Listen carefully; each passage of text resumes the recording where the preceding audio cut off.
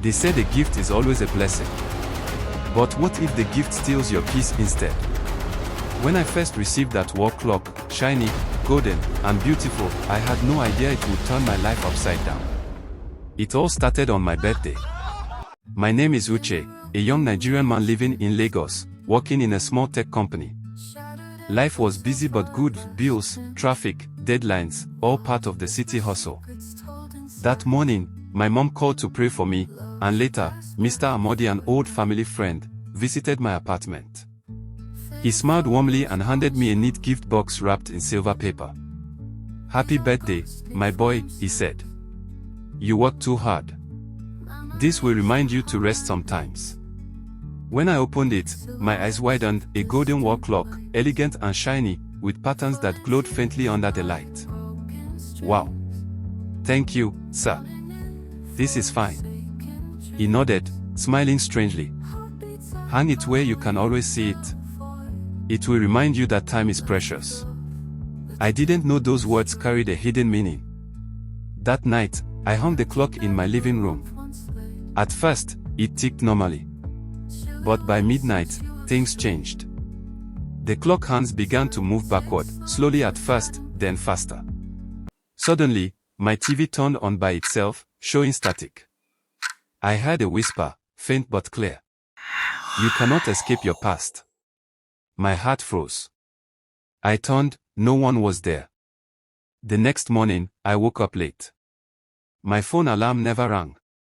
When I looked at the clock, it showed yesterday's date. I laughed it off. "Maybe it's a glitch," I said. But over the next few days, everything in my life began to reverse. Emails I had sent disappeared. Money in my account reduced mysteriously. Clients cancelled meetings we already had. It was like my life was rewinding.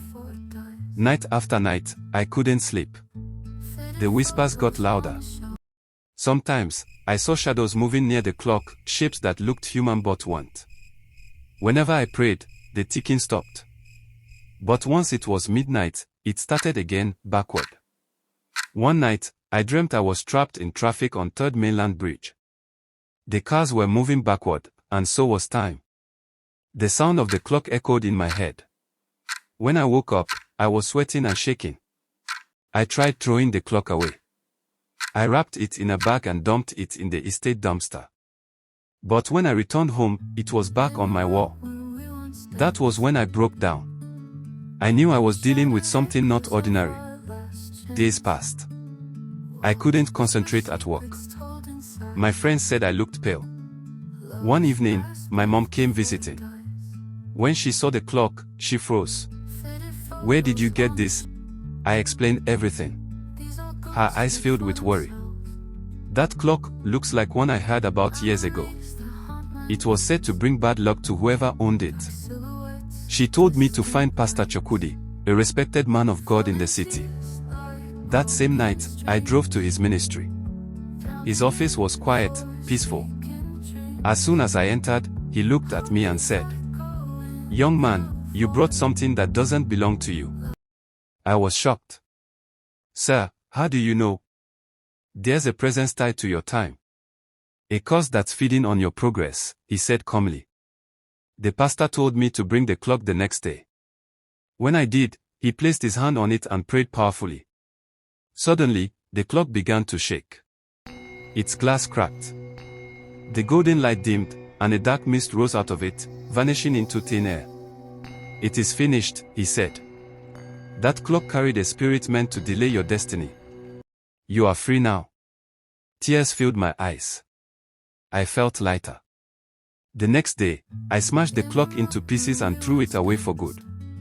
From that week, things began to change. I got a promotion at work. My health improved. I felt alive again. Even time itself seemed to move forward peacefully.